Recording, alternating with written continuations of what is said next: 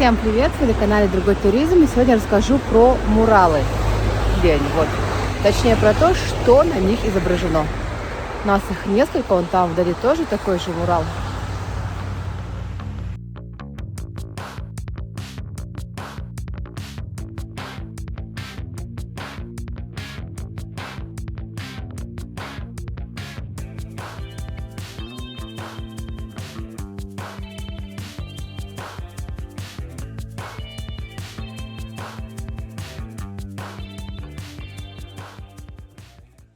Мы снова на канале Другой Туризм. Сегодня мы говорим о Аланхо.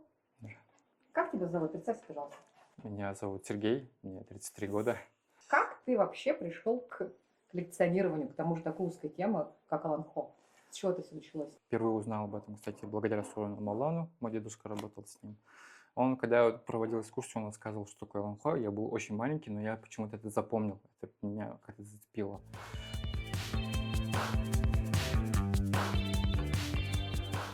Это какая-то потребность внутренняя. Вот есть же эффект Плюшкина, да, людей, собирательство какое-то. И у меня тоже такое есть, но у меня собирательство такое необычное, то есть коллекционирование для души.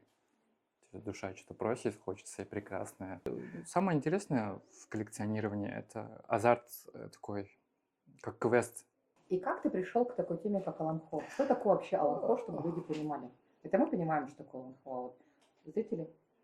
Не только памятник культуры, эпоса, но и это наша самоидентичность, это наш народ. Я поэтому считаю, Нюргумбатор – это наше священное писание. Вот. В двух словах для людей из других регионов. Это что? Это повесть какая-то большая? Что это? Это героический эпос. В котором рассказывается? Борьбы добра со злом. Где главный герой? Нюргумбатор. Которого мы видим где? Здесь. Но Боутуру на якутском переводится как богатырь. Да. С чего ты начинал свою коллекцию и сколько у тебя уже на данный момент экспонатов, предметов? Я признаюсь, я не считал, сколько у меня книг, сколько у меня произведений. Но расскажу, с чего я начал. Это у моей бабушки был день рождения, юбилей, и она очень обожает Марину Попову. Просто каждый день могла слушать. То есть она отдыхала, развлекалась, слушая ее. И я решил ей подарить миньон такой маленький, получается, по современному AP. И тут она поет песню о Тате, о нашей малой родине. И она еще здесь поет кусочек оперы из Нюргумбатор. Она поет здесь чертовку. И мне она безумно понравилась, и мне захотелось снова узнать, что такое Нюргумбатор. И вот начал, получается, искать у себя дома в коллекции. Этот экземпляр, получается, из личной коллекции моего дедушки. Ему подарили во время его юбилея. Здесь есть, получается, поздравительная грамота дедушке, вот, в честь его юбилея.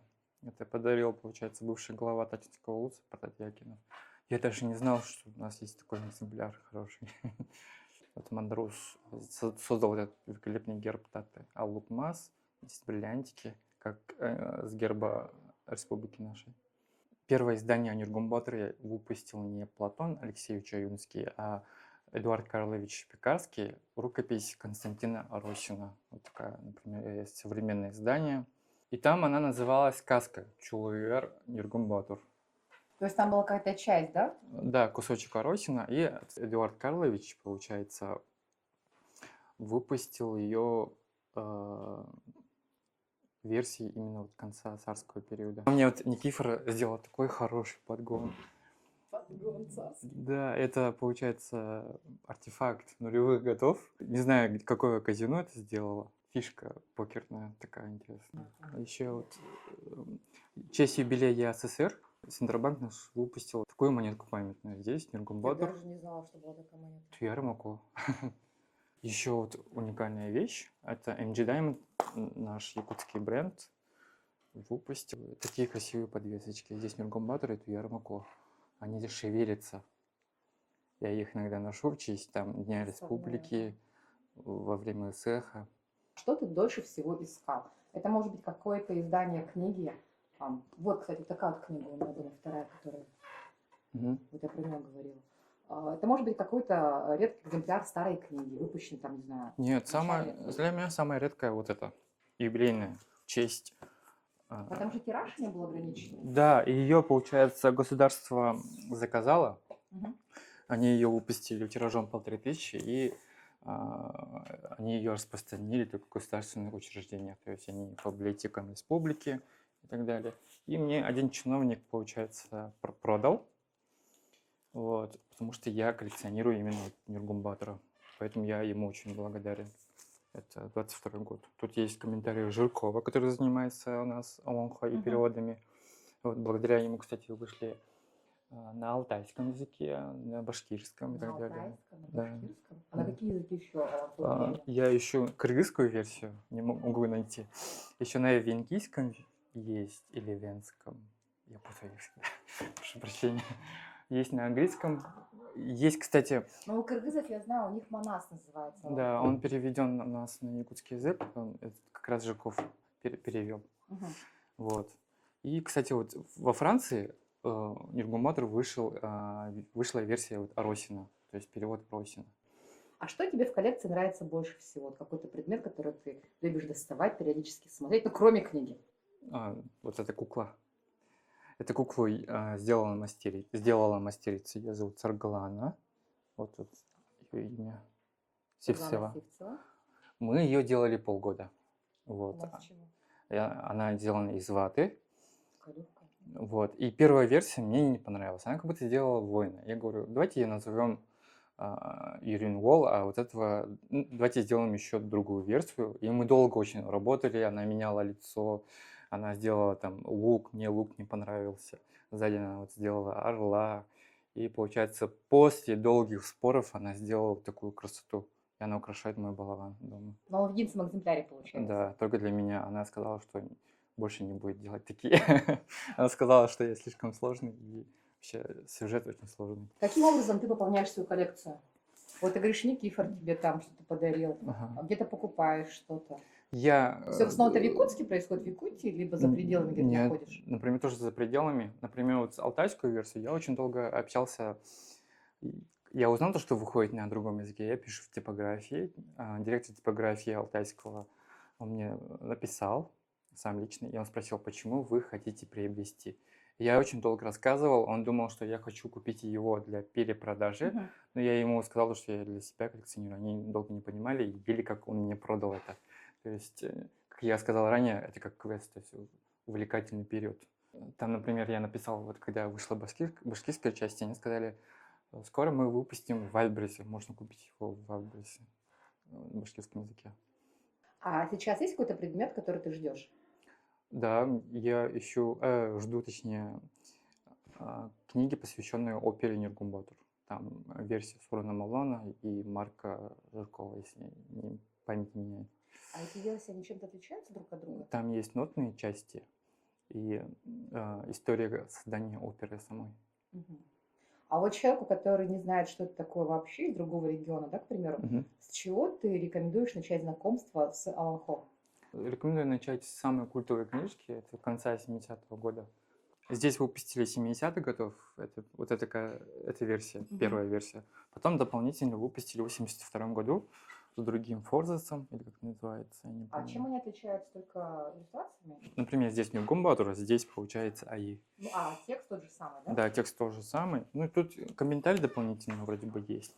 Он еще... Да, я помню, комментарий я читала. Тут еще есть отличие в том, что здесь другие орнаменты. Но по наполнению там текст тот да, же самый. одинаковый. Поэтому я рекомендую начать с этой культовой части, с этой книги, потому что она очень удобная, то есть даже современный ребенок может понять многое. Вот, еще есть версия Анатолия Алихон, он, получается, иркутский писатель. Иркутский, ага. И он выпустил, получается, свою версию где-то в 70-х годах. Да, примерно в тех годах. Сказки народов России там написано. Да. И в прошлом году вышло его последнее переиздание. Если вам будет сложно пережить такую огромную книжку, как вы сказали, «Война и мир», можно купить вот такую версию Алихона и познакомиться с Нургун Батором. То есть тут разные версии, можно детям показывать, тут очень красивые картинки. И, кстати, еще есть, многие даже не знают, есть версия Штейнберга. Это в 60-х годах вышла версия укороченная, то есть он выпустил для детей эту версию. Богатырь на гнедом коне. Да, вот такой у него Нюргумбатор, похож на жабу, кстати говоря. Вот кто он такой? Не просто там герой эпоса, не Мгм. просто там символ народа Саха. Кто он такой? Что за мужчина? Кем он был? Ну, давайте по-простому, да, одним словом. Аллегория народа Саха. Он аллегория народа Саха. Ну, в чем это заключается? Он справедливый.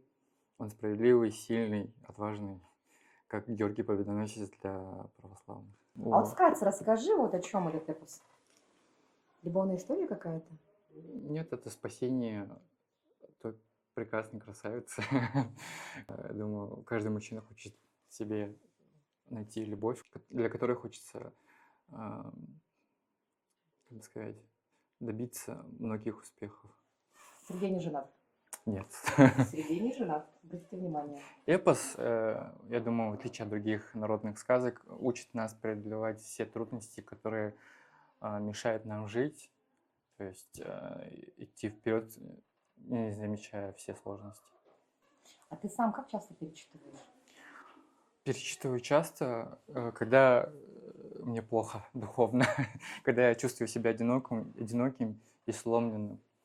То есть я читаю какие-то абзацы и нахожу те слова, которые дают какую-то силу внутреннюю, опору. Тут могучий Нюргумбатор, громовый клич испустив, бросил ничком от Усуму, низ лицом на черный валун.